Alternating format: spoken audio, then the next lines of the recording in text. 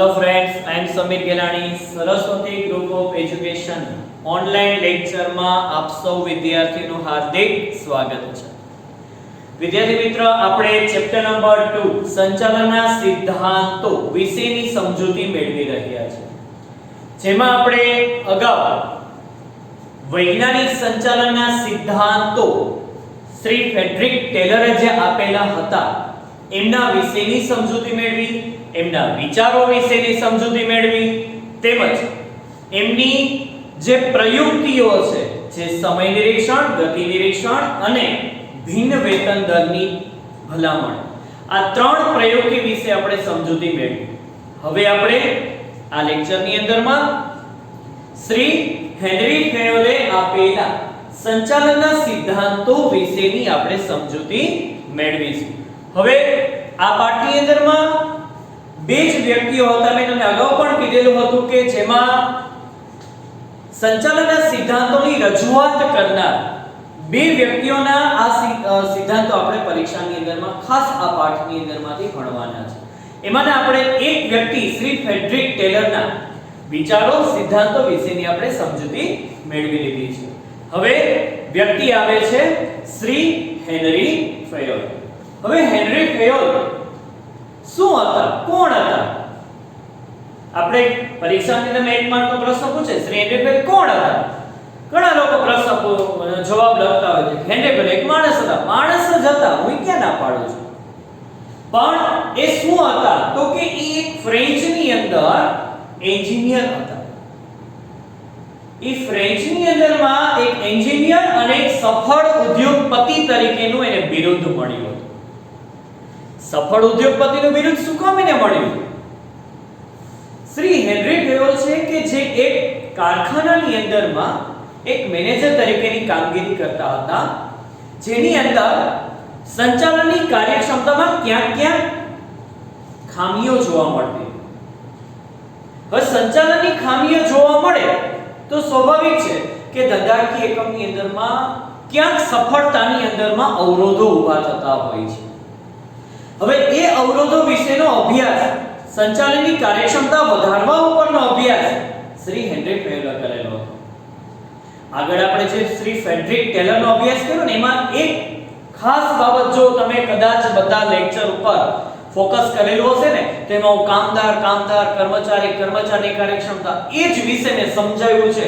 મેં ક્યાંય તમને સંચાલનની કાર્યક્ષમતા વધારવા વિશે કાંઈ સમજાવ્યું નથી. તો એનો મીનિંગ એવો કે શ્રી ફ્રેડરિક ટેલર જે છે એને કામદારની કાર્યક્ષમતા વધારવા ઉપર ભાર મૂક્યો તો, જ્યારે શ્રી હેનરી ફેયોલ છે કે જેને સંચાલનની કાર્યક્ષમતા ઉપર ભાર મૂક્યો છે.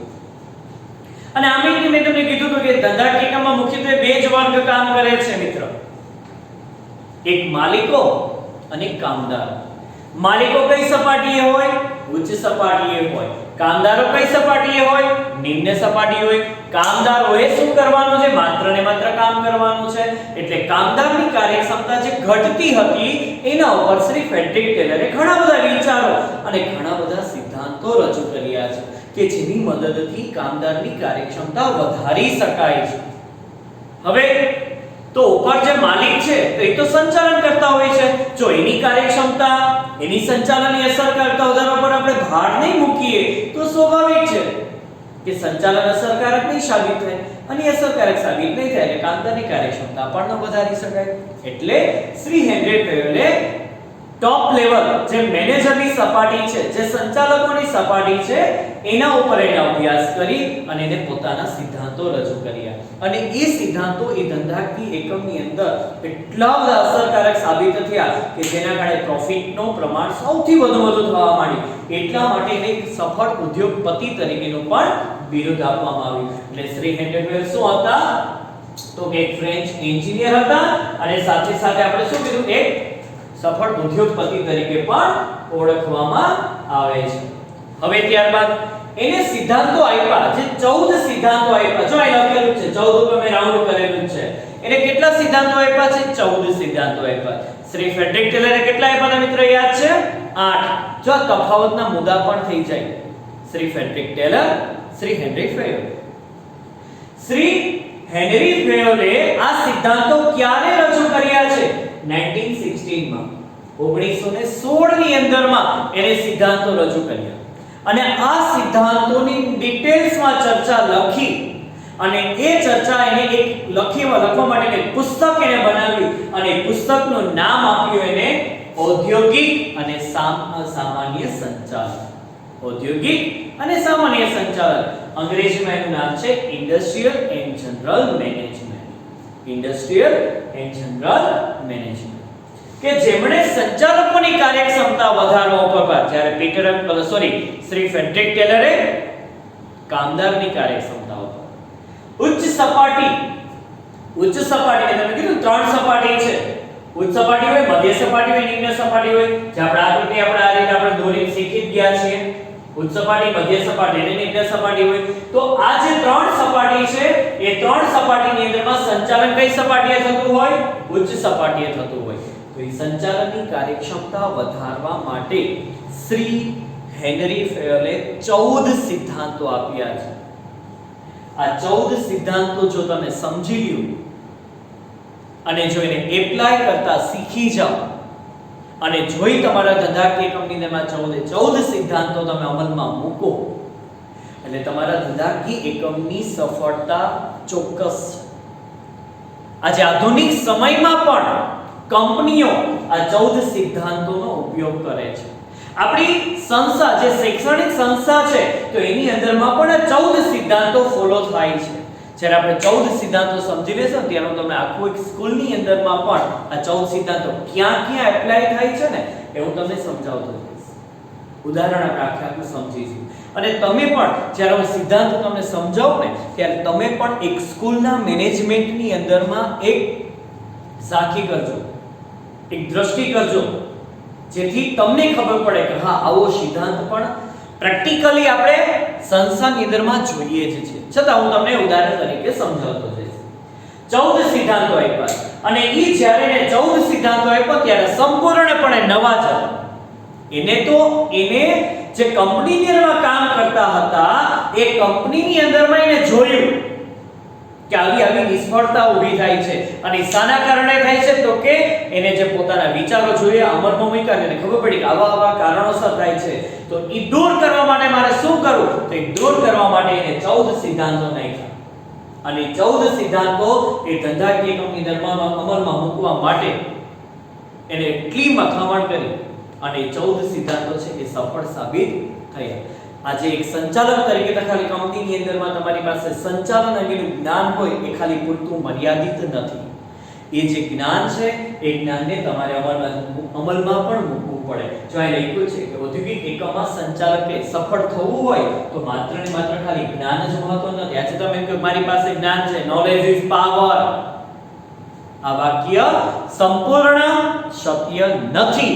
આ વાક્ય ત્યારે જ સંપૂર્ણ શક્ય બને એપ્લાઇડ નોલેજ ઇઝ પાવર, કે જ્યારે તમારી પાસે રહેલું જે જ્ઞાન છે એ જ્ઞાનને તમે ક્યાંક અમલમાં મૂકો અને સફળ પણ થાઓ. આજે ખાલી તમારી પાસે સંચાલન અંગેનું જ્ઞાન છે તો એટલું પૂરતું નથી. સાથે સાથે શું કહે છે કે જે પરિસ્થિતિ છે, જે સ્વરૂપ છે એ સ્વરૂપને સમજવું પણ જરૂરી છે અને સ્વરૂપને સમજતાની સાથે એ જ પ્રમાણે તમારા એકમની અંદરની કામગીરીને તમારા અમલમાં મૂકવી પડે. તો કામગીરીથી પણ વાકેફ થવું જોઈએ કે મારી કંપનીમાં શું કામગીરી ચાલે છે, કેવી કામગીરી ચાલે છે, એનાથી પણ તમે વાકેફ હોવા જોઈએ. એ તો ઠીક છે, બજારની અંદરમાં જે અધર કંપનીઓ બી છે તો એની અંદરમાં શું સંચાલન ચાલે છે, કેવું સંચાલન ચાલે છે, એની કામગીરી શું છે, એનાથી પણ તમે વાકેફ હોવા જોઈએ. તો જ તમારા ધંધાકીય એકમની અંદરમાં તમે સંચાલનની અંદરમાં સમયાંતરે થોડા ફેરફાર કરતા રહેશો અને ફેરફાર કરી અને તમારા સંચાલનને સફળ બનાવવા માટેના પ્રયાસ કરશો. તો શ્રી હેનરી ફેયલે પોતાના અનુભવ અને પોતાની કામગીરીને ધ્યાનમાં રાખીને એને 14 સિદ્ધાંતો વર્ણવ્યા છે અને એને આ જે 14 સિદ્ધાંતો આપ્યા છે એ 14 સિદ્ધાંતો આપતા પહેલા એને એક બાબત આપી છે કે ધંધાકીય કંપની અંદરમાં ઘણી બધી પ્રવૃત્તિઓ હોય. ઘણી બધી પ્રવૃત્તિઓ એટલે કેવી? ખરીદીની હોય, વેચાણની હોય, હિસાબીની હોય, સંરક્ષણની હોય, મિલકતની સંરક્ષણની હોય, કર્મચારીની સલામતીની હોય, મૂડી પ્રાપ્ત કરવાની હોય, મૂડીનો ઉપયોગ કરવાનો હોય, યંત્રની જાળવણી કરવાની હોય, ટેકનોલોજી પરચેસ કરવાની હોય, જો કેટલી બધી છે. આ બધી પ્રવૃત્તિઓ જે છે એ પ્રવૃત્તિઓને એને 6 વિભાગની અંદરમાં ડિવાઇડ કરી લીધી. બધી પ્રવૃત્તિને એને મેઇન 6 પોઈન્ટ આપ્યા. જો એ તમે બોર્ડ ઉપર જોઈ શકો છો. તમને એક વિકલ્પની અંદરમાં પ્રશ્ન પૂછાઈ શકે કે શ્રી હેનરી ફેયરે ઔદ્યોગિક સાહસની પ્રવૃત્તિઓને કેટલા વિભાગમાં વહેંચી છે? તો કે 6 વિભાગમાં વહેંચી છે. 2 માર્કનો આખો પ્રશ્ન હોય કે 6 વિભાગમાં વહેંચી તો છે, પણ કયા 6 વિભાગની અંદરમાં? તો અહીં 6 વિભાગને તમને એક વાત. મિત્રો આનું એક નાનું સૂત્ર બનાવવું હોય તો તમે બનાવી શકો છો કે નાવાની ટેવ સહી. નાવાની ટેવ સહી ની છે એ ઉપયોગમાં ન આવતો, પણ મેં વાક્ય બનાવવા માટે લીધો છે. ના એટલે નાણાકીય પ્રવૃત્તિ, વા વાણિજ્યિક પ્રવૃત્તિ, તે ટેકનિકલ પ્રવૃત્તિ, વ વહીવટીય પ્રવૃત્તિ જેને સંચાલકીય પ્રવૃત્તિ પણ કહે છે, સન સંરક્ષણ પ્રવૃત્તિ અને હી એટલે હિસાબી પ્રવૃત્તિ.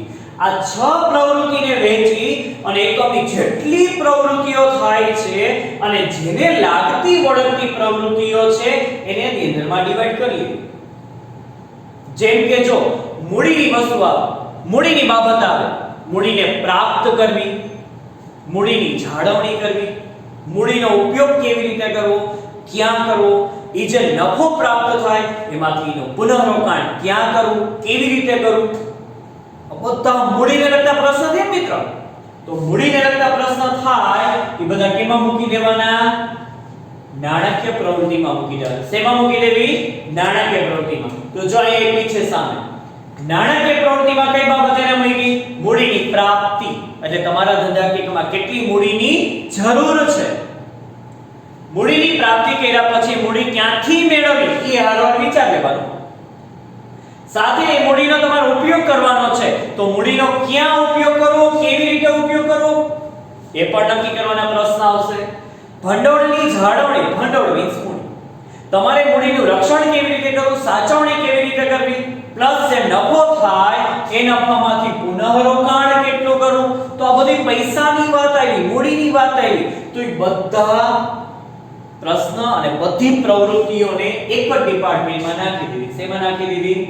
નાણાકીય પ્રવૃત્તિમાં નાખી દીધી. હવે યાદ કેમ ના? બીજી બાબત, એકમની અંદરમાં ખરીદીની પ્રવૃત્તિ હોય, વેચાણની પ્રવૃત્તિ હોય, વિનિમયની પ્રવૃત્તિ હોય, તો આ બધી પ્રવૃત્તિઓને શેમાં નાખી દેવાની? વાણિજ્યિક પ્રવૃત્તિમાં. શેમાં? વાણિજ્યિક. જેમાં લખ્યું છે ખરીદી કરવી, એકમની ખરીદી કરવી, એકમની અંદરના સાધનોની ખરીદી કરવી, ક્યાંથી ખરીદી કરવી, કેવી રીતે ખરીદી કરવી, ખરીદી કર્યા પછી વસ્તુનું વેચાણ કેમ કરવું, કઈ જગ્યાએ કરવું, કેવી રીતે કરવું, કઈ પદ્ધતિએ કરવું, વિનિમય ગ્રાહક સુધી વસ્તુ કેમ પહોંચાડવી. ઓકે, ધેટ મીન્સ વેપાર પ્લસ વેપારની પ્રવૃત્તિઓ બધી આમાં આવી જશે. તો જેને કઈ પ્રવૃત્તિમાં નાખી? આ બધી પ્રવૃત્તિ ખરીદી વેચાણ ને લગતી પ્રવૃત્તિ કેમાં આવી? વાણિજ્ય પ્રવૃત્તિની અંદર. ધેન નેક્સ્ટ ટેકનિકલ પ્રવૃત્તિ. હવે ટેકનિકલ વાત આવી એટલે સ્વાભાવિક જ છે, યંત્રની વાત હોય, ઓજારોની વાત હોય, સાધનોની વાત હોય, તો એવાય ધંધામાં હોય ને બધા પ્રશ્ન. વસ્તુનું ઉત્પાદન કરવું છે તો વસ્તુનું ઉત્પાદન શેનાથી થાય? યંત્ર સાધનોથી થાય. તો યંત્ર ક્યાંથી ખરીદવા, કેવી રીતે ખરીદવા, એ યંત્રની જાળવણી કેવી રીતે કરવી, એની સાચવણી કેવી રીતે કરવી. ઓકે, એ યંત્રથી શું કરવાનું હોય? વસ્તુનું ઉત્પાદન કરવાનું હોય. જો ઉત્પાદનની પ્રવૃત્તિ મિત્ર આપણે વાણિજ્યમાં ના આપી, ટેકનિકલમાં આપી. ઉત્પાદન આમાં નથી કરવાનું, અહીંયા તો હજી ખરીદી કરવાની છે. ઉત્પાદન અહીંયા કરવાનું છે, યંત્રથી થશે. એટલે ઉત્પાદનને લગતી જેટલી પ્રવૃત્તિઓ છે, ઉત્પાદન કેટલું કરવું, ક્યારે કરવું, કઈ પદ્ધતિએ કરવું, કયા યંત્ર દ્વારા કરવું, એની જાળવણી કેવી રીતે કરવી, એને લગતા તમામ પ્રશ્નો શેમાં મૂકી દેવાના? ટેકનિકલ પ્રવૃત્તિની અંદર. ઓકે, ધેન નેક્સ્ટ વહીવટી પ્રવૃત્તિ. વહીવટ કરવાનો છે. વહીવટ એટલે સંચાલન કરવું, બીજું કાંઈ નહીં. એટલે બીજા શબ્દમાં કીધું છે મેં, સંચાલકીય પ્રવૃત્તિ.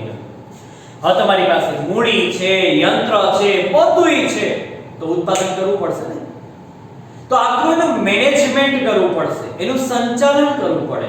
તો સંચાલનમાં કઈ બાબતોનો સમાવેશ થાય? તો સંચાલનની અંદરમાં આપણે જોઈએ જ ગયા છીએ આયોજન, વ્યવસ્થાતંત્ર, દોરવણી, સંકલન, અંકુશ. મિત્રોને આપણે આગળ એક પહેલા પાઠની અંદરમાં આપણે એક સૂત્ર આપ્યું હતું, યાદ છે?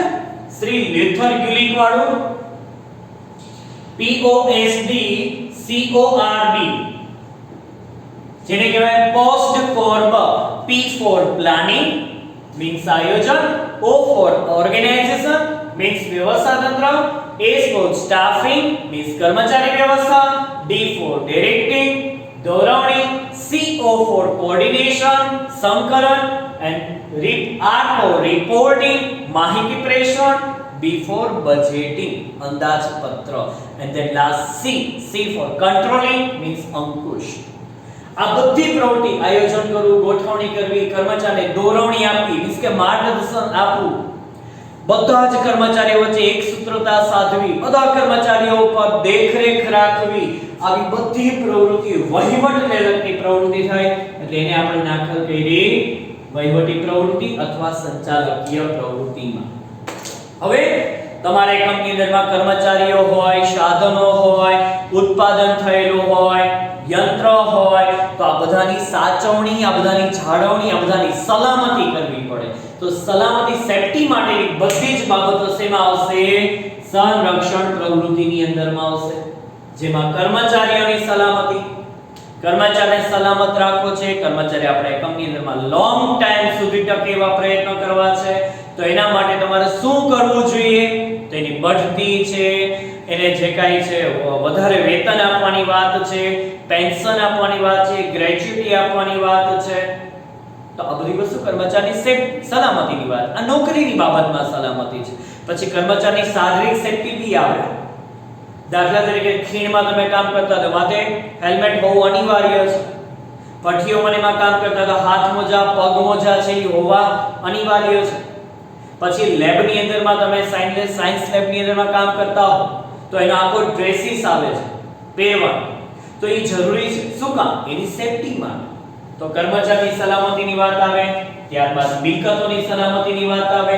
મિલકતોને આપણે જે કંઈ પરચેસ કરેલા હોય, યંત્રો, સાધન સામગ્રી બહાર મૂકી દેવાના રોડ ઉપર ના, એને એકમની અંદરમાં, કારખાનાની અંદરમાં તમારે એની સાચવણી કરવાની છે, એની જાળવણી કરવાની, એની મરામત કરાવવાની છે. મરામત એટલે ક્યાંક ખોટ ખાપણ થઈ ગયું હોય તો એનું તમારે રિપેરિંગ કરાવવાનું છે. એ મરામત.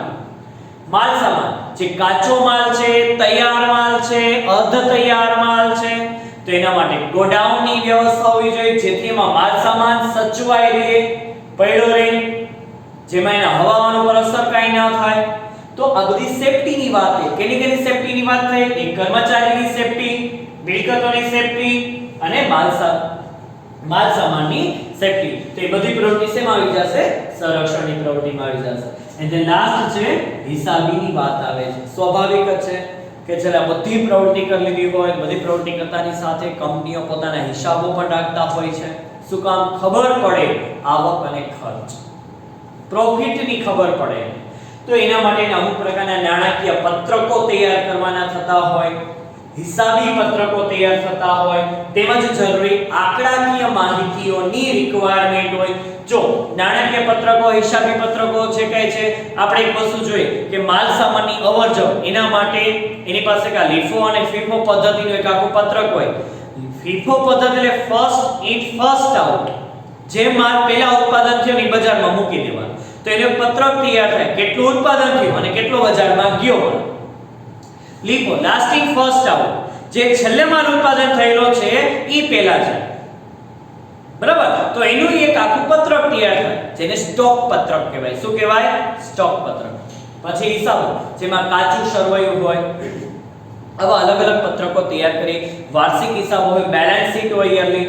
તો આ બધી બાબતોનો સમાવેશ હિસાબી પદ્ધતિમાં થાય. અને આંકડાકીય માહિતી પણ હોય. આગલા વર્ષની આંકડાકીય માહિતીઓ પરથી પછીના વર્ષના કે પણ ડિસિઝન લેવા હોય તો તમે લઈ શકો છો.